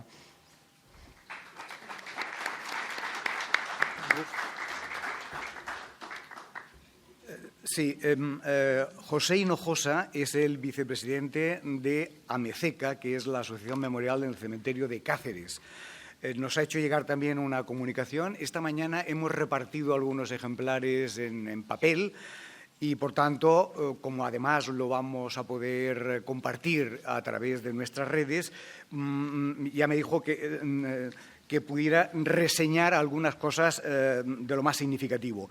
La prisión provincial de Cáceres, donde, por cierto, estuvieron algunos catalanes. La semana pasada hicimos la entrevista a Joaquín Sempere, que es un filósofo que conocemos algunos de nosotros. Forma parte también del banco de testimonios de la generación Top, que se pueden ver o se podrán ver efectivamente en el escenario de esta exposición que tenemos en la cuarta galería. La prisión provincial de Cáceres fue una cárcel de naturaleza represiva, de carácter político. Su apertura en agosto de 1936 ya indica efectivamente por dónde iban las cosas, y cerró en septiembre del 2009. Bueno, la situación que describe esta comunicación es que a partir del 2009 hay un deterioro de este espacio, hay una discusión, como acostumbra haber por parte de las administraciones: ¿qué hacemos? Si un centro de cultura, si una casa de música, si no sé qué. Pasa el tiempo, se va deteriorando el inmueble y efectivamente los usos posibles también van desapareciendo. Entonces, la Asociación Memorial del Cementerio de Cáceres se dirigió al Ayuntamiento de la ciudad, a la Junta de Extremadura, planteando dos líneas de actuación. Una, detener el importante deterioro que sufre el edificio. Punto número 2, su conversión en un centro cívico memorial de titularidad pública estatal relacionado con la represión franquista, los derechos humanos y la paz. Yo creo que es importante subrayar esta segunda condición, derechos humanos y la paz. Bien, ha habido un gran trabajo para que se pudiera declarar, se presentó la solicitud para declararlo bien de interés cultural de dicho inmueble. Hay toda una serie de fechas, de citas, de la laboriosidad, que tenemos que estar orgullosos de la laboriosidad. Después, cuando hagamos el resumen, lo volveremos a repetir. El empeño, el trabajo tan fantástico del movimiento memorialista, que no ceja en ningún momento a pesar de las grandes dificultades. Bueno, pues hay aquí un listado que es un testimonio de la gran actividad ante el gobierno, los gobiernos, para que asuman su responsabilidad, y no lo hacen, ¿no? Para llegar a, los ministros a los que se le ha enviado efectivamente las peticiones, el propio presidente del gobierno, Pedro Sánchez, para llegar al final, que dice: a fecha de hoy y a pesar de gestiones posteriores, el proceso de degradación continúa inexorablemente. Bueno, pues este es un tema que se repite. Estoy avanzando a otras cosas, pero que se repite en muchos lugares.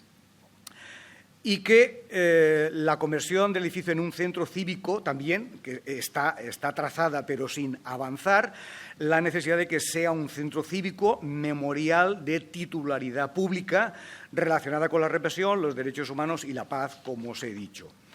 De tal manera que dice, bien, tenemos la ley democrática que indica cuál es el camino a seguir, ya lo hemos repetido durante toda la jornada de hoy, se lo hemos dicho explícitamente en enero del 2023 a Pedro Sánchez, como presidente del Gobierno de España, pero tras el paso de los meses y la ausencia de novedades, Amezeca reitera su solicitud al actual ministro de Política Territorial, Ángel Víctor Torres Pérez. Es decir, la reiteración, la repetición de gestiones y que, bueno, pues eso, como respuesta, el silencio.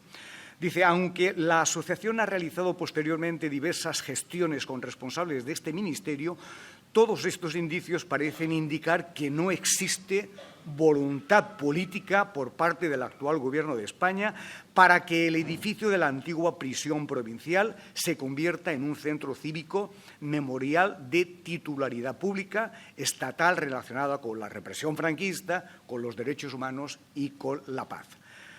Al final dice, bien, la comunicación, la experiencia de estos años pone de manifiesto que las instituciones públicas, en ocasiones, yo creo que son muy suaves, son demasiado lentas en sus actuaciones y su falta de interés en este caso puede suponer la desaparición del edificio de la antigua prisión provincial. No obstante, también es verdad que un importante grupo de personas ha trabajado y seguirá trabajando para que ello no ocurra. Bueno, pues ahí estamos.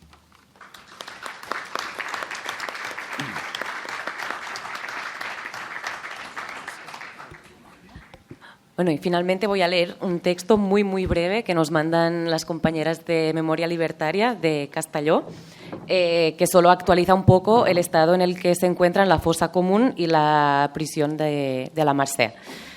Textualmente leo: compañeras y compañeros de Movimiento Memorialista, Antifranquista y Antifascista, salud, y ante la imposibilidad de estar presencialmente con vosotras, os remitimos información actualizada y diversos materiales que después os podemos compartir sobre el tema de lugares de memoria de la provincia de Castelló y sus comarcas.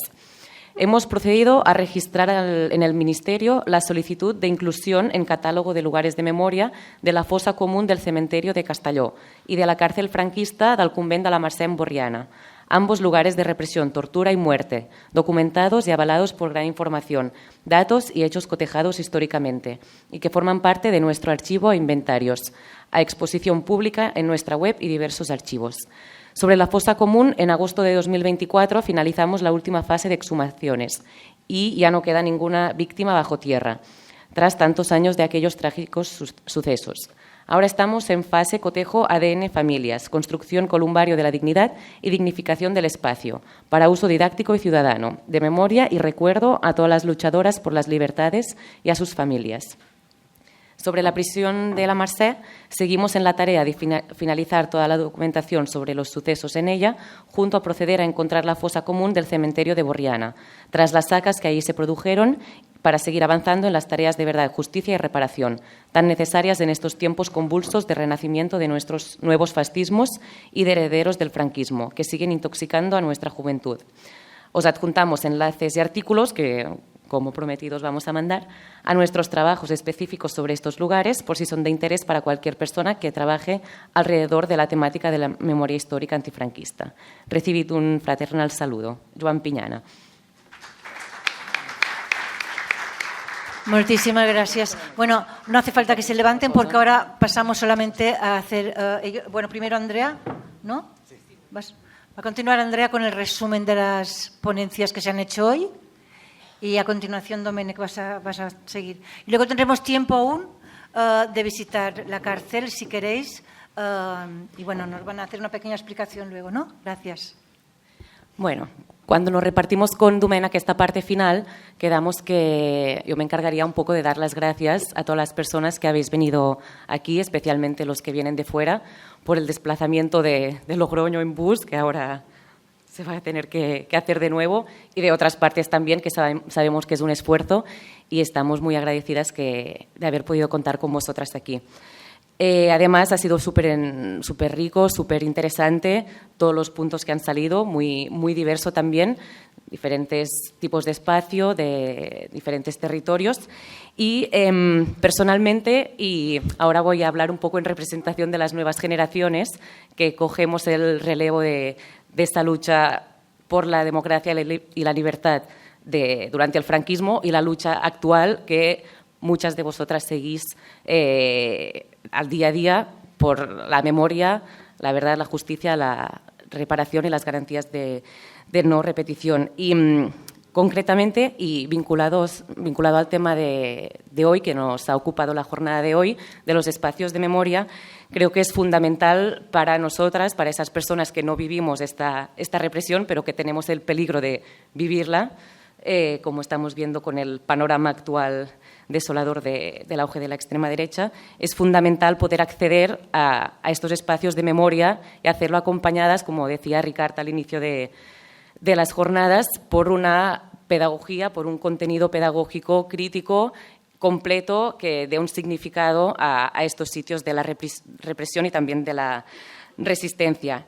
Y para poner un ejemplo, y voy a ser muy breve de verdad, como muy personal, mi bisabuelo fue fusilado en el campo de la Bota y fue gracias, o sea, ya se sabía en la familia, pero no se había hablado, no se había debatido en profundidad, y fue gracias a que en octubre estuve en el acto que organiza la Asociación de Imolas por la Libertad de Cataluña, que mandé una foto a mis primos, a mi tío, es una familia muy pequeña, y a raíz de eso, hace menos de una semana estuvimos hablando sobre la historia familiar, sobre esa historia de represión del año 39 en este caso. Entonces, es fundamental que existan esos espacios que estén acompañados de una pedagogía completa, crítica, porque transmiten memoria y activan memoria también. Es como una excusa para poder hablar sobre lo que pasó en contextos familiares en los que, lamentablemente, en este país muchas veces ha gobernado el silencio.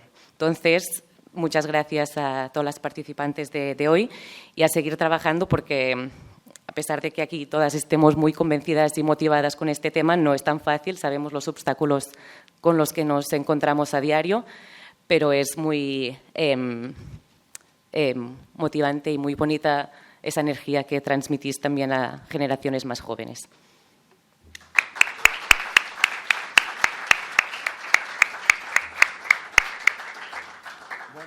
Yo la verdad creo que si fuera una persona prudente yo no añadiría nada más a lo que ha dicho Andrea, porque lo ha hecho estupendamente bien. Ya veis que tenemos un hilo conductor en esto de la memoria democrática, la memoria histórica y democrática, fantástico. A ver, 4 cosas. La primera, vamos a empezar por lo positivo. No sé si está Carlos por aquí, pero está en la galería. Bueno, de todas maneras, eso no le exime de su responsabilidad. No, la responsabilidad es de que yo creo que hemos hecho una jornada estupenda, de una gran diversidad, una riqueza. Una riqueza de la cultura que tenemos con este movimiento memorialista que es extraordinario. Para deciros que él ha dicho, oye, visto lo visto, yo creo que podemos arriesgarnos a decir que vamos a comprometernos a publicar las intervenciones. Por tanto, esta ya es una primera cosa positiva de esta jornada. No está aquí, pero hay testimonios de que lo ha dicho y que le tomamos la palabra. O sea que, por tanto, Rosa, no te veo, Ángel, ya se han ido, pero bueno, pero la fotografía de Valencia, el hilo conductor de lo que se aprobó en Valencia el día 24 de mayo, de que estaría bien encontrarnos para hablar de los espacios de memoria, yo creo que hoy es un compromiso que lo hemos cumplido. No se agota porque evidentemente de espacios de memoria, cuando empezó a llegar el aluvión de cosas que veo, hubiéramos podido hacer un seminario de 5 días, pero no era el plan. Pero yo creo que alguna cosa ha quedado. Por tanto, tenemos la Declaración de Valencia, tenemos todo el material que tenemos hoy aquí, tanto el visual que vamos a compartir como los documentos que además todos los ponentes y las ponentes pueden acabar también de pulir, de perfeccionar para que lo podamos incorporar en esta publicación. Yo creo que es un acta notarial de lo que pensamos, que se puede resumir de una manera muy breve. Yo creo que vosotros lo habéis explicado muy bien. Es un escándalo y una anomalía que a estas alturas, con la Ley de Memoria Democrática que tanto hemos batallado, que todavía estemos como estamos. Esto es intolerable. Por tanto, decía, no, es que ha habido una política errática. No es que ha habido, es un deber de memoria que no se está cumpliendo y, por tanto, la primera consideración que os hacemos es de que con todo este material y con estas reflexiones vamos a pedir efectivamente una reunión con el ministro de Memoria Democrática, con la Secretaría de Estado de Memoria Democrática, para hacerles llegar lo que pensamos de la actuación del Gobierno en este momento. Tenemos muchos deberes pendientes y esto es intolerable en estos momentos, tal como con la situación que hay. Por tanto, esta sería la consideración fundamental. Pero yo quiero añadir también algún elemento en positivo, que los hay, la riqueza de planteamientos. Yo me había apuntado aquí. Hemos aprendido, y yo creo que, ya sabéis que yo lo repito mucho, pero es que me lo creo, que los lugares de memoria, como este donde estamos hoy, y no ha explicado muy bien esta mañana Ricardo, estos espacios tenemos que ser nosotros los primeros convencidos de que son espacios de cultura, porque hoy hemos aprendido tanto, son espacios de cultura, son espacios de conocimiento, también de reconocimiento, y yo añado, son espacios cargados de emoción. Inga hoy nos ha emocionado. Yo me emociono cuando hacemos el trayecto de la galería, pero hemos compartido, por parte de todo el mundo, cosas fantásticas. Y hemos hablado mucho de derechos humanos, porque es importante hablar de derechos humanos. En definitiva, la memoria es un acicate para luchar por preservar los derechos humanos, que no es poca cosa en un momento como el actual, que son tiempos complicados, son tiempos extraños, que dicen algunos poetas. Pues en eso estamos. Por tanto, la primera cosa, hacer un acervo de todo este conocimiento, convertirlo en un catálogo y llevarlo a la Secretaría de Estado para que tome buena nota. Segundo punto. El segundo punto es que la cosa no se acaba aquí. Es que hemos hablado de los temas que tienen, digamos, un eje central, que son el epicentro de lo que nosotros hemos dicho. Lo primero que tiene que resolverse en este país, es dar naturaleza de espacios de memoria a los lugares de la represión y de la tortura. Y eso lo hemos visto esta mañana. Y es que son faves comptades, que diem els catalans. Es que hay que empezar por ahí. Después hay muchas otras cosas.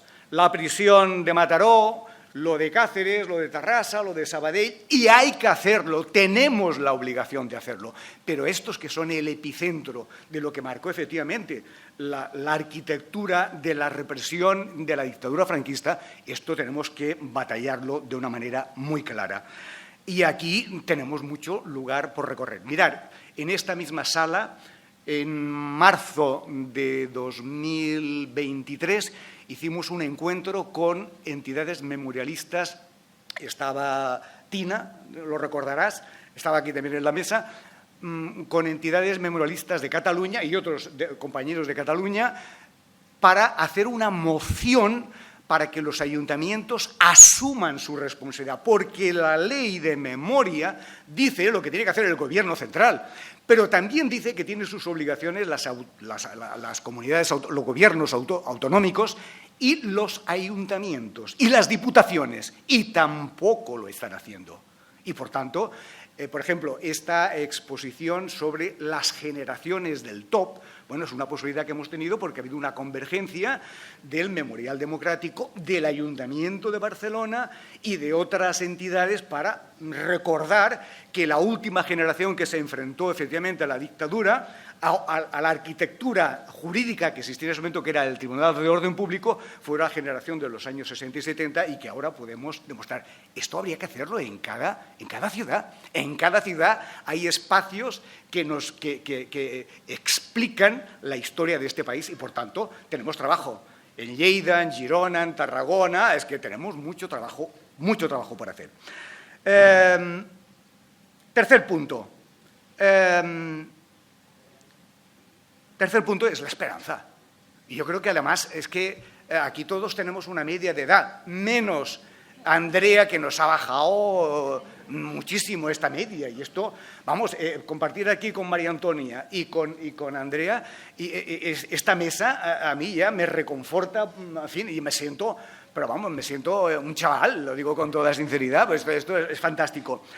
Porque creo que tenemos la obligación nosotros de transmitir a la gente más joven que claro que se puede cambiar las cosas, de que a pesar de estos tiempos extraños, claro, nosotros también salimos de situaciones muy complicadas y tiramos para adelante, y que ellos encontrarán el camino. Es lo que los expertos, los sociólogos, acostumbramos mucho a encontrar palabras y definiciones, es lo que decimos, las memorias compartidas, las memorias cruzadas. Esta placa que no se lo recordaba Ricard, sí, de esta gente del Pakistán, que ellos tienen también, porque nuestras ciudades tienen memoria,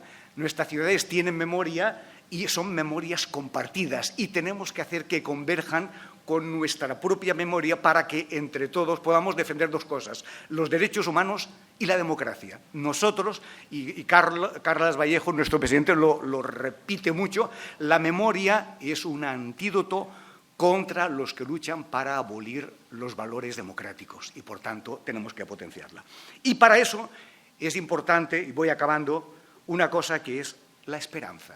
Mirad, hace poco estuvimos en una conferencia que pronunciaba Yayo Herrero, no sé si conocéis, es una socióloga que se proclama ecofeminista y decía, oye, ya sé que estamos en un momento complicado, pero tenemos que hacer nuestro un eslogan, ella y lo había recogido, de Angela Davis, que como sabéis es una comunista norteamericana, que no la ha tenido fácil y que además es una feminista, una ecofeminista.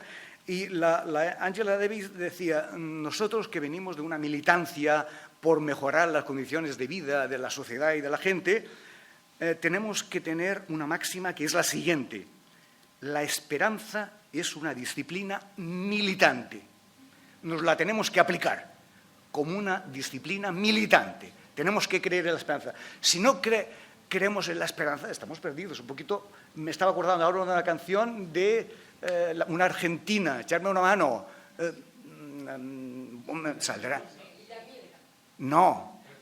Mercedes Sosa, claro, que habla de la esperanza en ese sentido. Por tanto, esto hay que mantenerlo.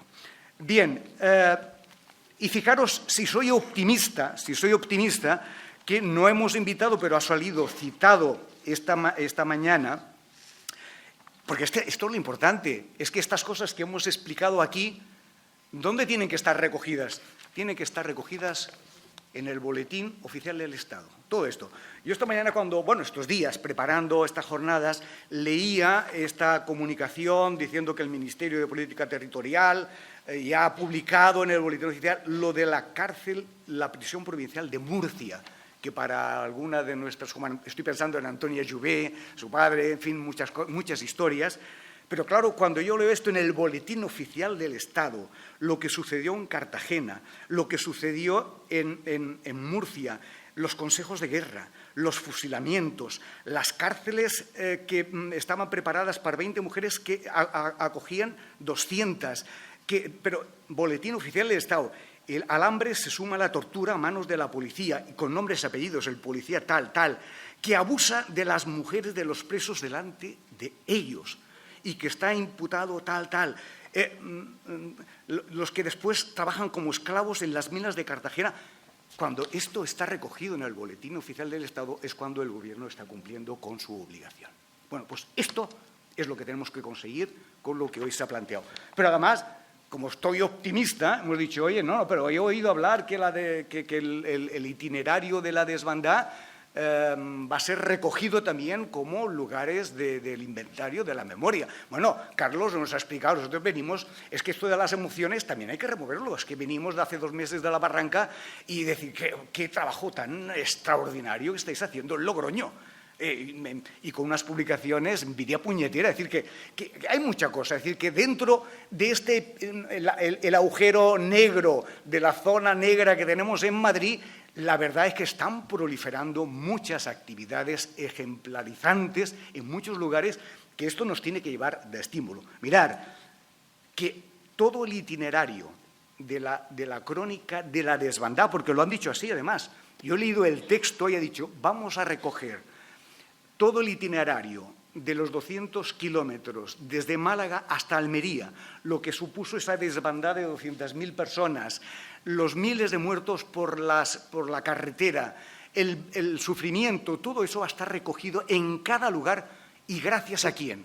Pues gracias a la asociación senderista de la desbandada, que ya tenemos la nueva edición para el año que viene, que hemos propuesto, Andrea. Tenemos que buscar un día del mes de enero porque vamos a presentarla aquí en esta galería el mes de enero también para que la gente que se anime bien, y yo si alguien se anima que lo sepa, me he apuntado este año porque quiero hacer la desbandada integral. Porque creo que si lo han puesto esto en el Boletín Oficial del Estado, yo tengo que ir a la desbandada. Bueno, pues este es el compromiso que tenemos. Y acabo diciendo, la ley habla de los vestigios franquistas que tienen que desaparecer. Pero ¿cómo que a estas alturas todavía tenemos vestigio? Pues sí, incluso en Cataluña, que nos parece que es lo más avanzado, habéis visto 1.500 todavía símbolos franquistas, que la ley de Memoria Democrática de Cataluña dice que tenemos que erradicar en 2 años. Es decir, tenemos trabajo en todas partes. Y yo creo que también tenemos que tener una cierta inteligencia política, en el sentido, como lo estamos haciendo aquí, que a través de la diversidad estamos sumando voluntades, estamos sumando emociones, estamos sumando capacidad operativa, discurso, relato y, por tanto, acción política. Por ejemplo, en Cataluña yo creo que es un ejemplo que la Gemma Aubasart, que fue la anterior consellera de Justicia y Memoria Democrática. Con ella estuvimos trabajando. No está aquí Eduard Omerux, que es el presidente de la BIC, de la Amical de Brigadas Internacionales. Estuvo trabajando intensamente con Sonia, de Iridia, con Angelina, con la gente. Estuvimos trabajando intensamente para tener la ley a punto. Y claro, cambió el gobierno en el último momento. Pero en cambio, el actual conseller ha dicho, oye, un enorme respeto por lo que habéis hecho, hago mía la ley y lo primero que hago es plantearla. Oye, pues tenemos que felicitarnos, también estamos avanzando en esa conjunción de la acción de las entidades memorialistas y la acción de gobierno. Bueno, pues yo con esto acabo diciendo que, hombre, si no habéis visto la exposición, si tenéis 10 minutos, tenemos unas personas como Carlos, como Pablo y algunos más que estuvimos por aquí, que estaremos encantados de presentarnos nuestras instalaciones en las que convivimos durante un tiempo y que también hablan de emociones, de memoria, de cultura, de conocimiento, y por eso lo primero que hace la extrema derecha es abolir las leyes de memoria. Pues no lo van a conseguir. Gracias. Muy bien.